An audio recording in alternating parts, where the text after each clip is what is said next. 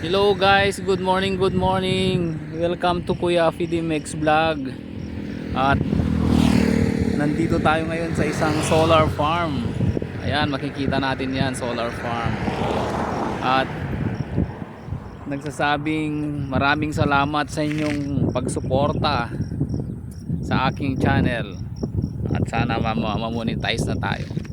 Ipapakita ko sa inyo ngayon tong solar farm. Ayan, makikita nyo kung ilang hektaryang solar farm po ito. Ayan. Ayan. Tapos sa likod nun ay makikita nyo yung maraming tower. Yun po ang The Voice of Asia, America. Ayan, ayan, ayan, ayan. Kaluwang po ilang hektarya po itong solar fan, solar farm. Magkabilaan po. Ayan po yan yung isa. Magkabilaan po yan. Mega love shout out po sa inyong lahat mga kaibigan. Sana magustuhan nyo itong topic natin ngayon about sa solar panel. Ayan. Ayan. Kita nyo yan ang luwang hanggang doon. Siguro nasa nasa 20 hectares siguro po itong solar farm. Ayan, nakikita nyo yan, solar farm po lahat yan, dire-diretso hanggang doon. Ayan, ang ganda rin ng ayan. Way. Ayan, nakikita nyo, ito yung sa Murcia.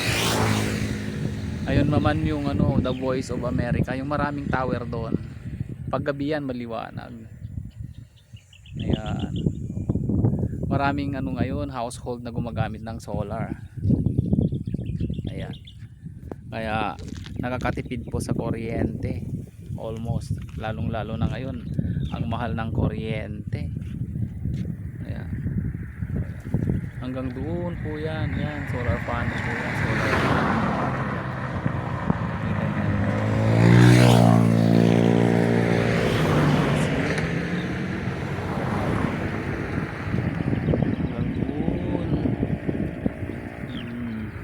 Ginastusan yan ng private firm.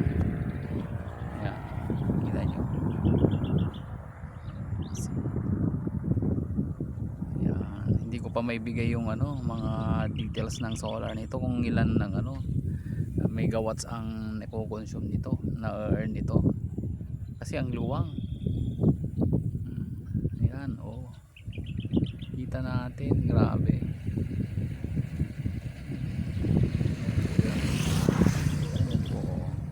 Sa banda roon mayroon na yata na naman nag-start sa banda roon, gagawin na namang extension.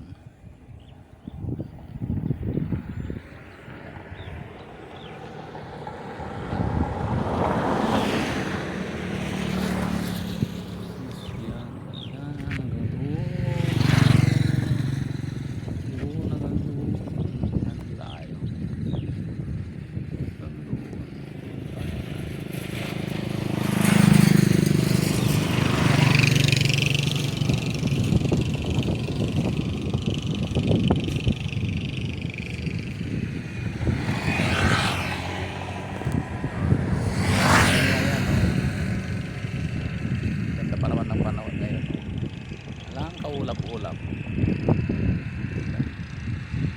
Ito pa iwating ng malapit talagang Christmas.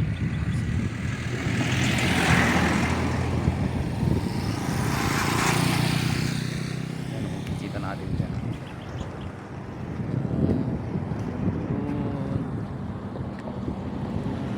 Luwang.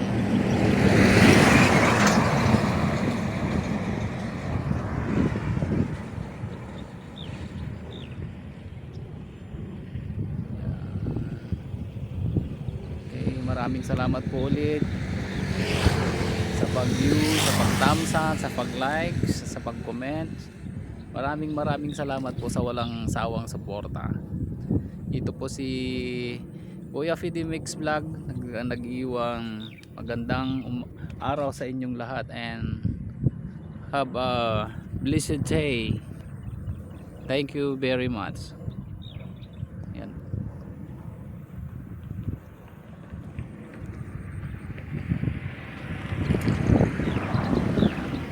bye.